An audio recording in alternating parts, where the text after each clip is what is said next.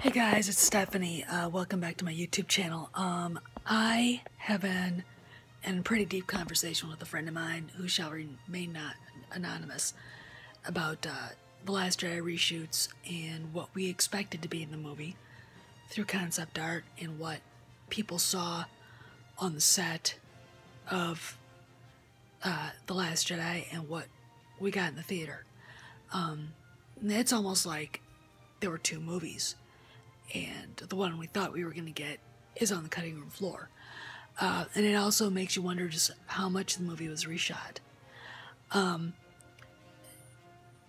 It's really kind of fascinating to me when I think about it, but bear with me, and I will be showing you some pictures of different things, and I'll let you decide what you think was there, what you think is still on the cutting room floor at Lucasfilm.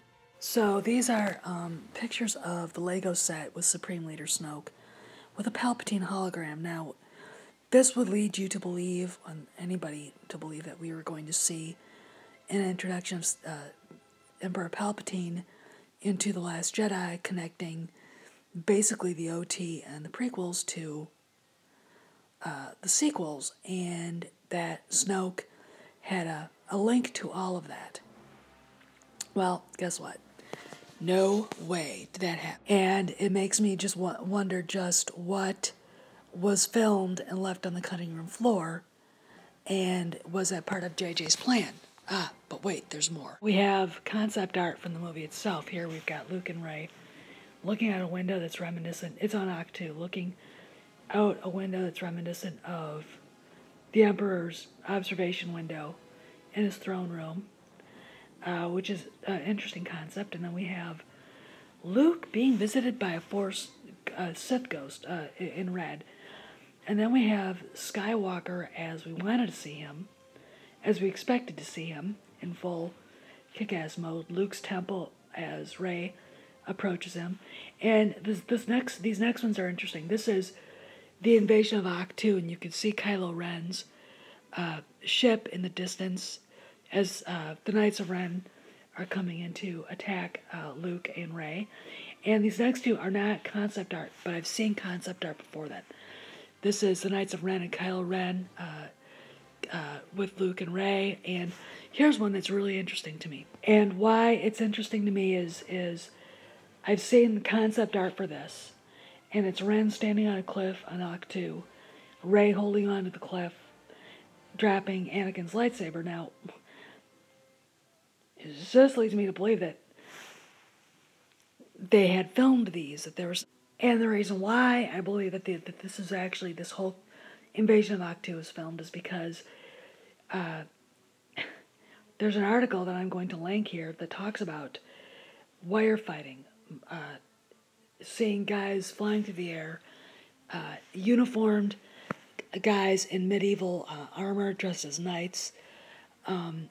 What looked to be Rey chasing Ren up a cliff and then disappearing. I'll link to the whole thing. So, what does this all mean? I mean, where am I going with this? Well, I really believe that they filmed two different movies. They almost had to, because there's so many things people said they saw on the set, including a statue of Han Solo on the set that was never used. We never saw that. In fact, now we get this no one cares about him thing in the book. I mean, and Leia has to be talked into a memorial service for her husband, this man she loved. So, what was going on? If you look at the reshoots, they reshot the whole from April to the summer. You can shoot a whole movie. All right, you can do principal photography for one standard movie in 2 months. Okay, so what's going on? I mean, how much money did they spend in these reshoots? And what I find fascinating is this sounds like every Star Wars movie had this problem. Had a problem with going over budget on reshoots. Now, I have a theory, All right, and it's based on what I know working in a political office. What you say in public is not what you're saying to other people in private. And especially when it's work politics, office politics, and you got JJ defending The Last Jedi, calling people sexist if we hate it. I find that amusing, considering that a lot of the people that hate The Last Jedi are women. We must be sexist. But what's he saying privately? Because he's got to be pissed. Because it looks to me, after looking at all this concept art, the toys that were, being sold, Lego sets, Snoke and the Emperor. It looks to me like that was JJ's idea. And I honestly, I believe that it was filmed. Sometimes a director will say, we'll do it this way, then we'll do it this way, and we'll see what works. Okay, and if they both work, then it's up to him and the editor to figure out what would fit better in the movie and that part of the movie. So I'm thinking that they did several different scenes and several different sets. If I remember right, Lucas was on, was actually there while they were filming and talking about the amount of sets they had. Well, they're filming 2 different movies. They had to be, because I don't buy that the movie that we saw was what we were talking about. It doesn't make any sense. So what was the reason for going full Reylo, and this plot that doesn't work? In fact, at the end of this, I'm going to post a couple pictures from Canto Bite, and I'm going to let you guys all look at them, and I want you to see what they look like, because it looks like Hux was on Canto Bite, and the rumor has it he was supposed to go there to help make contact with some of Snoke's money men, rescue them or something. And I don't think we ever saw Hux shooting, and yet there's video of him shooting. Okay, so somewhere, someplace is actually a movie we might have liked, and maybe Rey's reveal would have been a really good reveal. Instead of this, ode to the fat cat ladies, okay, that we got with this Reylo shit. And to all of you Reylos, fuck off and die, okay? That's from Star Wars fans to you.